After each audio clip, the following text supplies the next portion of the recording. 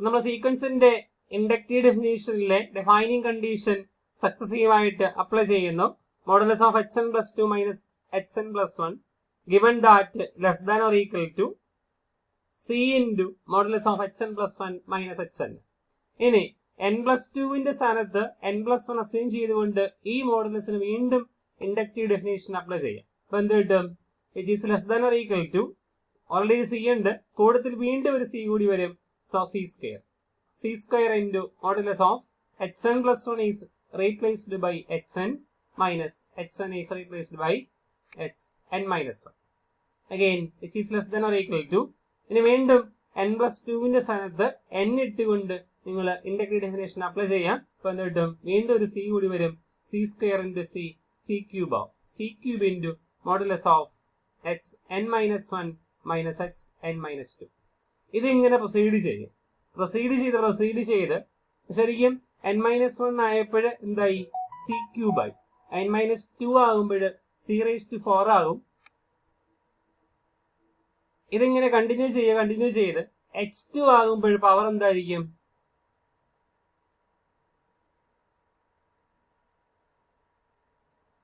h2 ആകുമ്പോൾ power hn-1 ആയപ്പോൾ power 3 ആയി. n-1 ആയപ്പോൾ പവർ 3 ആയി. n-2 ആകുമ്പോൾ 4 ആയി. n-5 ആകുമ്പോൾ 6 ആയി. And so on. ഇത് ഈ ഡിഫറൻസ് കുറഞ്ഞ് ഒരു സ്റ്റേജിൽ ഇത് modulus of h2 minus h1 കിട്ടും ഇല്ലേ? അപ്പോഴെന്തായിരിക്കും? സിന്റെ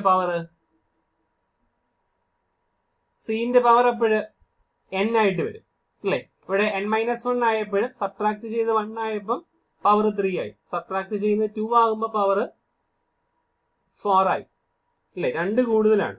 ഇത് കുറഞ്ഞ് എപ്പോഴാ ഇത് h2 ആവുക? n-ൽ നിന്ന് എന്ത് കുറയ്ക്കണം? n-ൽ നിന്ന് n-2 കുറയ്ക്കുമ്പോഴാണ് ശരിക്കും ഇത് എന്ത് സംഭവിക്കുക?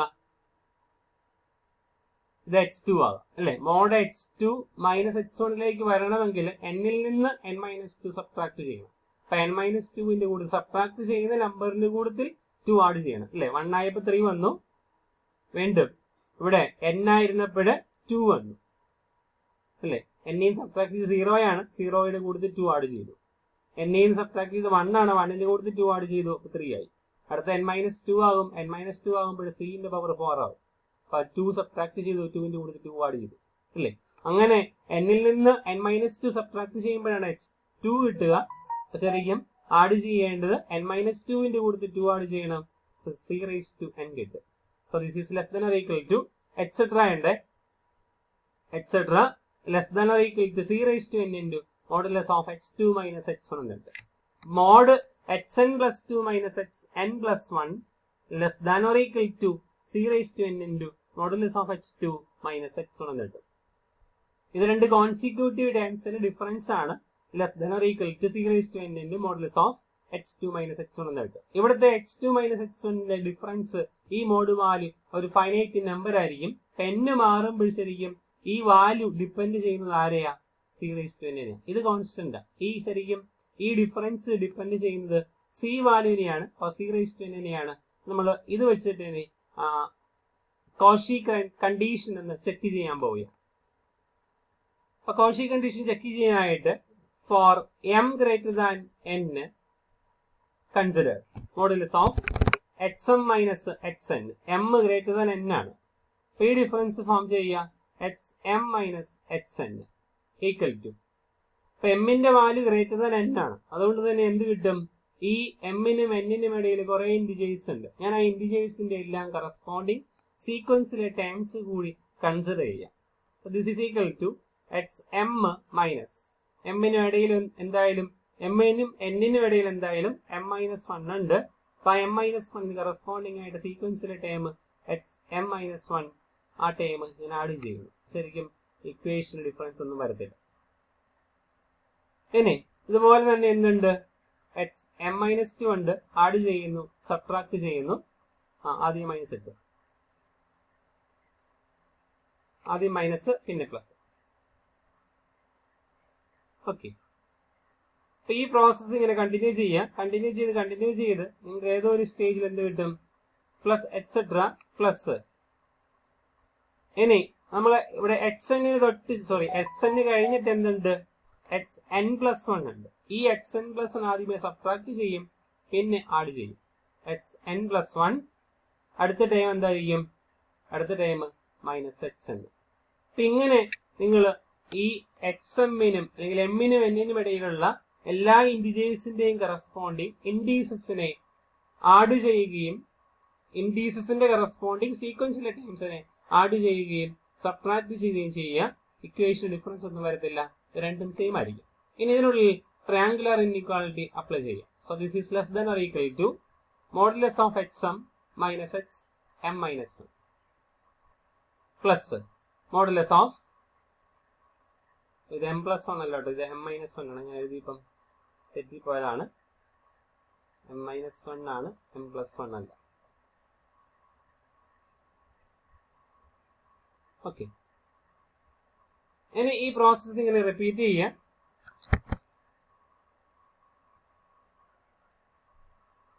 റിപ്പീറ്റ് ചെയ്യുമ്പോൾ മോഡ് xm-xm-1 പ്ലസ് അടുത്ത time modulus of xm-1 minus xm-2 plus etcetera plus last time എന്തായിരിക്കും, modulus of xn+1 minus xn.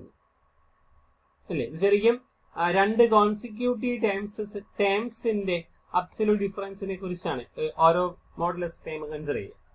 ഇനി നമുക്ക് അതിന്റെയൊക്കെ വാല്യൂ അറിയാം അല്ലേ, കാരണം നമ്മൾ തൊട്ട് മുമ്പ് ഫോം ചെയ്ത ഡെറിവേഷൻ പറയുന്നത് എന്താ, modulus of xn+2 minus xn+1 രണ്ട് കോൺസിക്യൂട്ടീവ് ടേംസിന്റെ അബ്സല്യൂട്ട് ഡിഫറൻസ് ആണ്. ആ difference less than or equal to എന്താ കിട്ടിയത്, less than or equal to c⁻n into mod h2 minus x1 ആയിരുന്നു അല്ലേ. xn+2 മൈനസ് xn+1 ഫോം ചെയ്യുമ്പോൾ കിട്ടിയത് less than or equal to c⁻n into mod h2 minus x1 ആണ്. ഈ value less than or equal to ഇതെന്ത് കിട്ടും, mod xm minus xm-1. ഈ ക്വാണ്ടിറ്റിയെ ഞാൻ mod h2 മൈനസ് x1 ഒന്ന് അപ്രോക്സിമേറ്റ് ചെയ്യുന്നു. എന്തായിരിക്കും അതിന്റെ value, mod xm minus xm-1 less than or equal to ഇത് കിട്ടും. ശരിക്കും n+2 ആയിരുന്നപ്പോൾ പവർ c⁻n. അപ്പൊ m ആണെങ്കിൽ n+2 ആയിരുന്നപ്പോൾ പവർ c⁻n. അപ്പൊ xm ആണെങ്കിൽ പവർ എന്തായിരിക്കും, 2 കുറച്ചാൽ മതി അല്ലേ, c⁻m-2 into mod h2 minus x1 plus അടുത്ത ടൈം എന്തായിരിക്കും, m-1 ആയപ്പോൾ എന്ത് ചെയ്യണം, 2 കുറയ്ക്കണം അല്ലേ.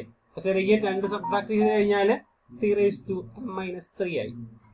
c⁻m-3 into mod h2 minus x1 plus etcetera plus last time എന്തായിരിക്കും, n+1 നിന്ന് 2 സബ്ട്രാക്ട് ചെയ്യണം, എന്ത് കിട്ടും, n-1 കിട്ടും.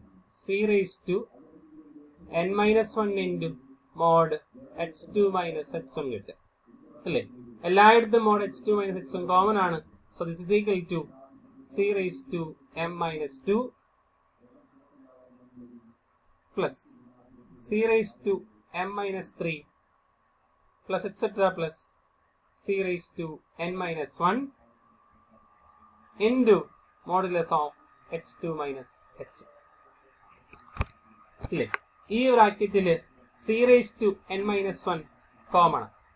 So this is equal to c⁻n-1 into ഇനി എന്ത് റിമെയിൻ ചെയ്യുന്നത്, c⁻n-1 പോയിട്ട് ഇവിടെ ഒരു 1 വരും, 1 പ്ലസ് ഇവിടെ എന്ത് വരും, c വരും plus c² plus etcetera plus c⁻m-2 നിന്ന് c⁻n-1 പോയി കഴിഞ്ഞാൽ പിന്നെന്താ ഉള്ളത്,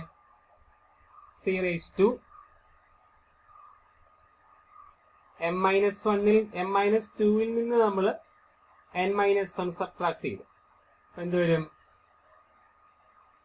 m-n-1 കിട്ടും അല്ലെ. m-1 n-1 ആഡ് ചെയ്യുമ്പോൾ n ക്യാൻസലായി, -1 -1 -2 അത് m-2 കിട്ടും അല്ലെ. c⁻m-1 -1 into mod h2 minus h1 equal to c raised to n minus 1 constant ആയിട്ട് റിമെയിൻ ചെയ്യും. ഈ ടേം എന്താ? ഇത് ശരിക്കും ഒരു ജോമെട്രിക് പ്രോഗ്രഷന്റെ ആദ്യത്തെ എത്ര ടേം ഉണ്ട്? First, second, third etcetera. ഇത് m-nth ടേം ആണ്. m-n ടൈംസിന് സമ്മാണ് with initial term as 1 and common ratio as c. ഈ വാല്യൂ ഈക്വൽ ടു 1 മൈനസ് സിയുടെ വാല്യൂ 0ക്കും 1നും ഇടയിൽ എന്ന് പറഞ്ഞിരുന്നു. അതുകൊണ്ട് ഈ വാല്യൂ എന്ന് പറയുന്നത് 1 minus C raise to m-n by 1 minus C ആണ് അല്ലേ? 1 minus r raise to n by 1 minus r ആണ് അതുകൊണ്ട് ഇത് into mode h2 minus h1 എന്നുണ്ട്.